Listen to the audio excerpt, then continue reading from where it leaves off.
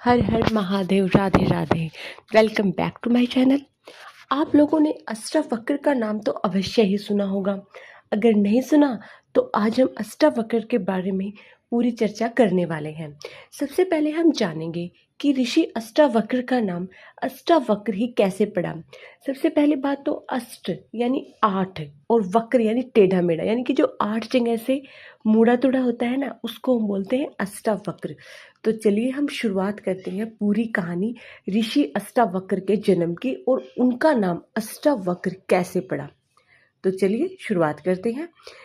बहुत समय पहले उदालक नाम के एक विद्वान ऋषि थे जो वेदों और शास्त्रों के अपने ज्ञान के लिए प्रसिद्ध थे।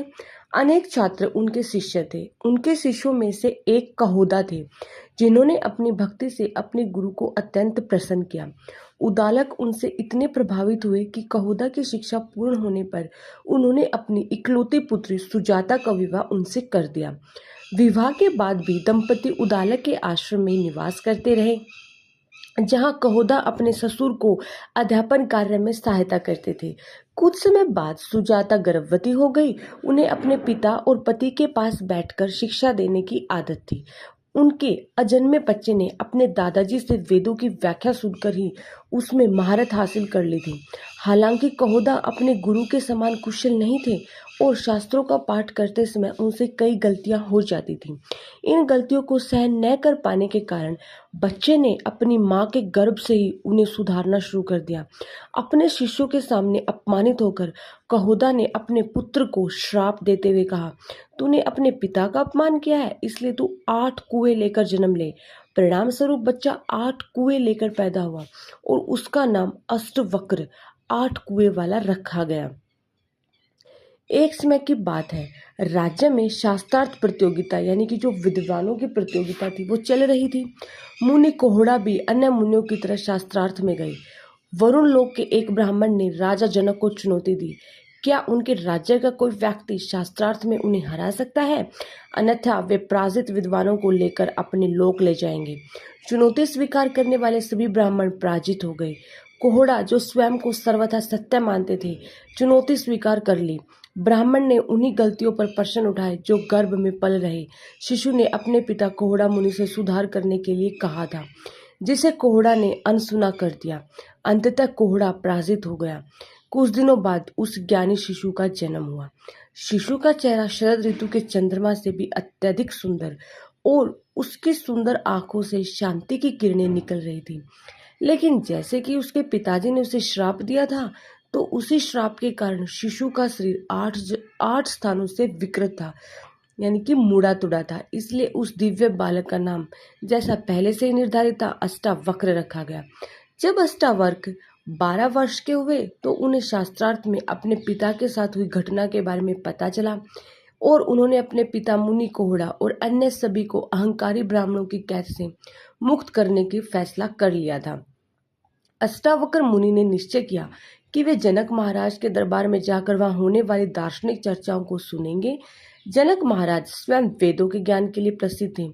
उनका दरबार अनेक विद्वानों, आत्मज्ञानी व्यक्तियों और मंत्रियों के लिए विख्यात था, जो या तो वहां निवास करते थे या केवल वहां होने वाली बौद्धिक और दार्शनिक चर्चाओं में भाग लेने के लिए आते थे।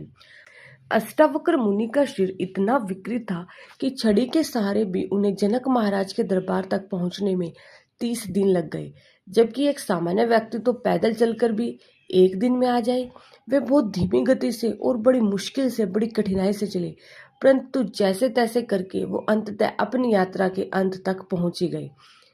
फिर जैसे ही अष्टावक्र मुनि दरबार में प्रवेश करते हैं तो सबने उन्हें देखकर हंसना शुरू कर दिया और बातें बनानी शुरू कर दी। देखो देखो उसका शरीर कैसे टेढ़ा मेढ़ा है, देखो कितना बदसूरत और मुड़ा हुआ है। खूब हंसी गूंजी, खूब खिलकारियां गूंजी।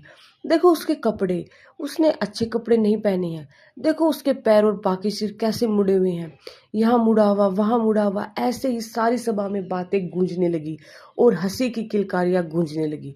उसके बारे में सब कुछ विकृत है। पूरी सभा ठहाकों से गूंज उठी। अष्टावक्र मुनि चुपचाप इधर उधर देखते रहे, फिर इतनी जोर से हंसे कि उनकी हंसी की तीव्रता देखकर सभी लोग आश्चर्यचकित रह गए। सभा में मौजूद किसी भी अन्य व्यक्ति की तुलना में अष्टावक्र मुनि अधिक जोर से और अधिक जोर से हंसते रहे।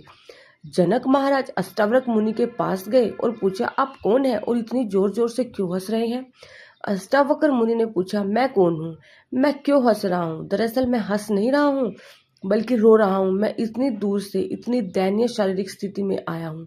मेरे हर हरकत से मुझे बहुत पीड़ा होती है, फिर भी मैं आया हूँ क्योंकि मैंने सुना था कि आपके दरबार में तो महानतम सलाहकार हैं जो उच्च दार्शनिक विषयों पर प्रवचन देते हैं।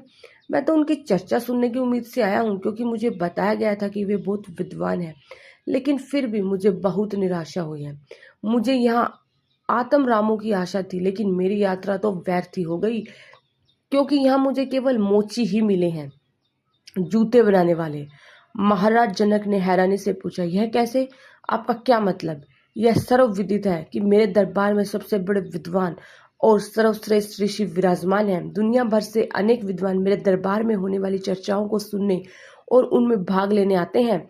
इनमें सबसे बड़े ब्राह्मण, सबसे बड़े ऋषि, आत्मज्ञान और वेदों के अन्य विशाल विषयों का ज्ञान रखने वाले लोग शामिल हैं। आप इन्हें मोची कैसे कह सकते हैं? यहाँ तो इतने सारे विद्वान हैं। नहीं, अष्टावक्र मुनि ने कहा, यह कोई भी विद्वान नहीं है। मुझे तो इस सभा में केवल मोची ही दिखाई दे रही हैं, इसलिए मेरा यहाँ आना तो व्यर्थ हो गया। मैं तो बस इस व्यर्थ और कष्टदायक यात्रा पर रोने के अलावा अब कुछ नहीं कर सकता। तब महाराज जनक अत्यधिक गंभीर हो गए। आप ऐसा क्यों कहते हैं कि यहाँ सब मोची है? क्या आपको कोई भी ऐसा व्यक्ति नहीं दिखता जो विद्वान हो? कोई ऐसा व्यक्ति जो ब्राह्मणों के महान वंश से आया हो? कोई ऐसा व्यक्ति जो वेदों का ज्ञाता हो? नहीं, अष्टावक्र मुनि ने कहा, ये सब मोची है, मोची। ये केवल बाहरी आवरण देखते हैं, ये आत्मा को नहीं देखते हैं।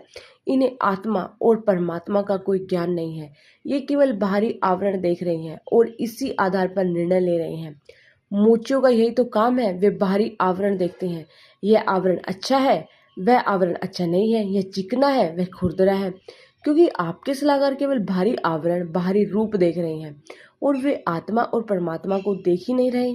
इसलिए मैं कहता हूँ कि केवल मोची है ये मोची, और इस सभा में मेरा आना व्यर्थ हो गया है।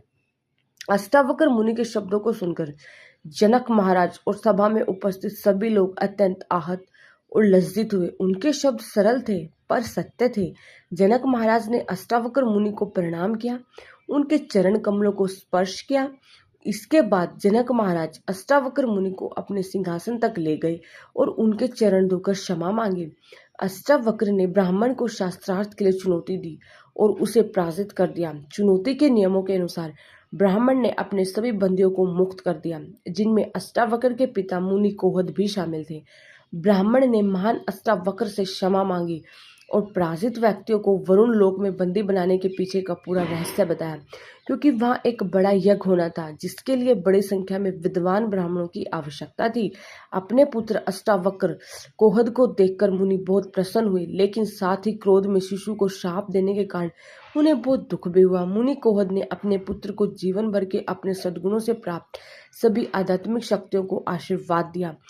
जैसे ही अष्टावक्र ने पवित्र नदी में स्नान किया, अष्टावक्र के शरीर ने अपना मूल शुद्ध रूप प्राप्त कर लिया। तो देखा आपने, ये थी अष्टावक्र की पूरी कहानी।